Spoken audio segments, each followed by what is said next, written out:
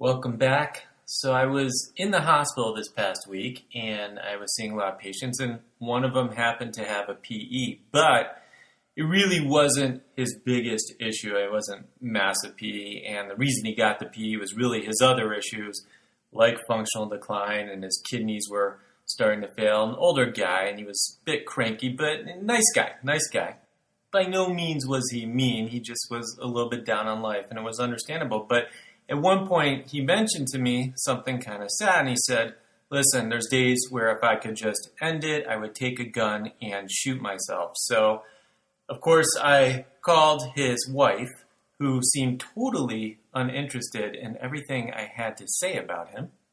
You know, I'm telling her he's got a blood clot, but the bigger issue is he's heading towards dialysis. He's not sure he wants to do dialysis. And then I mentioned that he said if he had a gun, there's days he might shoot himself. And for the first time in the conversations, she speaks up and says, where do I bring it? And some days I don't know whether I should be laughing or crying. But what I do know is this job is always interesting. All right, so in the last lecture, we were talking about pulmonary embolisms, where I mentioned that if you think it's a false positive, like a small PE that's not in the right place of where the patient is having pain, you know, I think I gave the example, they came in with right upper quadrant pain, but the PE's in the left upper chest and it's subsegmental, that you probably have a false positive and you may not want to treat that. But what happens if you have a subsegmental PE that you think is real? You know, let's say it's really close to where they're having pleuritic chest pain. The question then comes up, do you treat that patient if that's the only finding of venous thromboembolism disease? And it's interesting because the 2016 guideline update for antithrombotic therapy for venous thromboembolic disease, and that is published in Chest.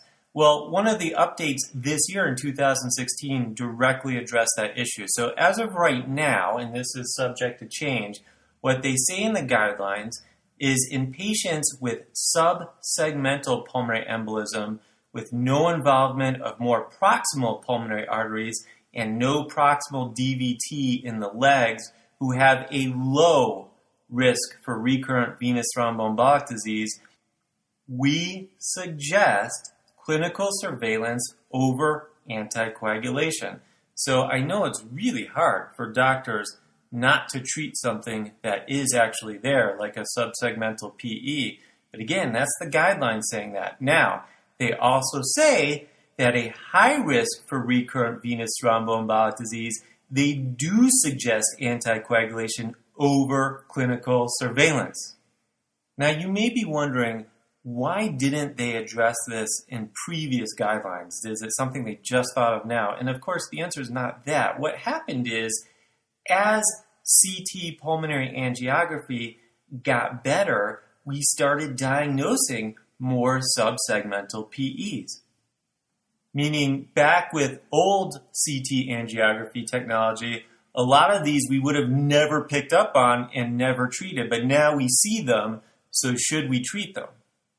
And a lot of that comes down to, do they have further DVT risk or do they have another DVT? Meaning, if you get an ultrasound and they have DVT, of course, in that situation, you treat them unless they have a major contraindication of treatment. So nothing's changed in that regard, meaning if you have a deep vein thrombosis, you treat a deep vein thrombosis. Having a subsegmental PE only adds to the reason as to why you would treat that. And therefore, it is strongly recommended that if you have a subsegmental PE and you're thinking about not treating it for some reason, that you go ahead and get a bilateral lower extremity ultrasound, because if you have DVT down there, you've got to treat those DVTs. Now, let's say you don't have a DVT in the lower extremities. Well, now you got to reassess where that PE may have come from. So if there's a central venous catheter or a PICC line in, then you want to get an ultrasound of that upper extremity. And if clot is found there, then now you're obligated to treat the venous thromboembolic disease. Now, again, there's also just going to be times where the risk factors for VTE is so significant that you would want to treat a subsegmental PE, such as right after a lower extremity injury. Let's say your patient broke their ankle and now they're presenting with a subsegmental PE. I think that person's at pretty high risk for further venous thromboembolic disease. Let's say you got a patient with metastatic cancer or just cancer. In that situation, they are at high risk for having further venous thromboembolic disease events. And I think you gotta anticoagulate in that situation. Now, I do want to step back, and the guidelines admit that the evidence supporting the recommendations regarding subsegmental PE is low quality. And the reason it's low quality, they say, is because it's a bit difficult to predict who's going to have further venous thromboembolic disease. So there is a lot of clinical judgment that goes into this. And that's why I think it's such an interesting topic to tackle as a physician, nurse practitioner, or PA, both working in a hospital or in an outpatient setting. Because you can see subsegmental PE if you're an outpatient doc who ordered a CT scan and now you get the results back that it is a subsegmental PE. And it also should be stated that in January of 2016 this year, Cochrane did a review for anticoagulant treatment for subsegmental pulmonary embolism. And they said at the time, as of December 2015, when they were writing this, that there was no randomized controlled trial evidence one way or the other. So Cochrane said they can't draw any conclusions. Okay, so switching gears a little bit away from subsegmental PEs, I do want to talk a little bit about ventilation perfusion scanning, because sometimes we simply cannot get a CT of the chest with contrast, and the reason for that is usually renal insufficiency, but there can be other reasons why, such as in pregnancy, a lot of the time you do not want to get a CT of the chest with contrast, so in that situation, a ventilation perfusion scan is preferred. If you're lucky enough to get a normal scan, most people say that has excluded pulmonary embolism. If you get a high probability result, most people feel comfortable that a pulmonary embolism is there. And I should mention at the outset, for those wanting more detailed information about ventilation perfusion scanning results and how to interpret them, you should read the prospective investigation of Pulmonary Embolism Diagnosis 2, otherwise known as the PIOPED 2. Now, one of the difficulties with VQ scanning, ventilation perfusion scanning, is that you often don't get a normal result or a high probability result. You can get a report back that says it's indeterminate or low probability, which isn't normal. It just means that in isolation, that test is low probability. And that brings me to the biggest point, which is diagnostic accuracy when you're looking at a ventilation perfusion scan is best when you're using it with clinical probability. And that's where things like the Wells criteria can be very useful to combine with the ventilation perfusion results. Meaning if you have a low probability VQ scan and at the same time the Wells score is less than 2, then there's a less than 4% chance that that patient has a pulmonary embolism. Now, I think if you have anything other than a normal or a high probability VQ scan, it makes complete sense to always get a bilateral lower extremity ultrasound, because if you do see a DVT, then again, you got to treat the DVT.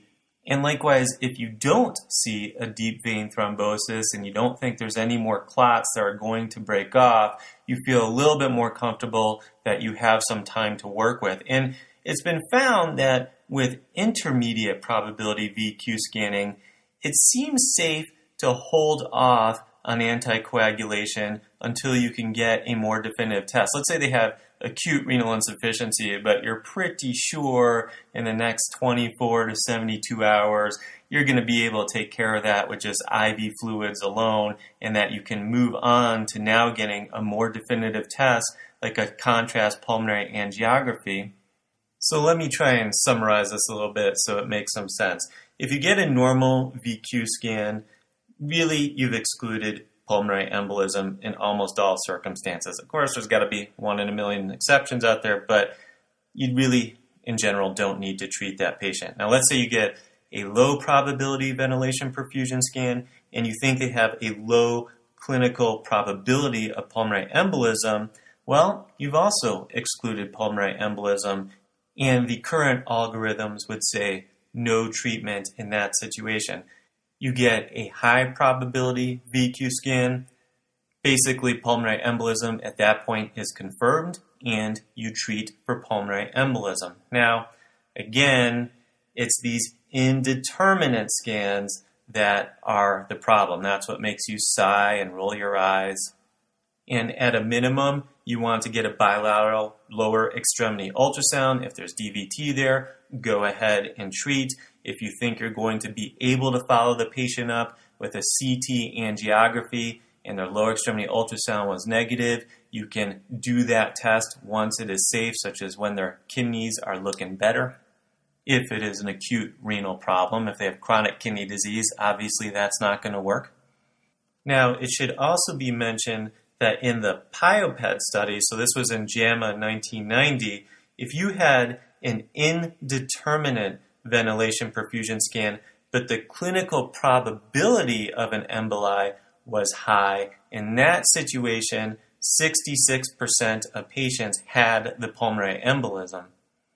And maybe it's also worth taking a moment to say that CT angiography and ultrasound of the lower extremities and ventilation perfusion scans are not the only thing that we can use as far as imaging for pulmonary embolism. So if you happen to get an echocardiogram and you see right ventricular pressure overload and dysfunction, that certainly would raise your concern about pulmonary embolism, though I gotta say, in probably most of those cases, they probably had pretty significant clinical symptoms.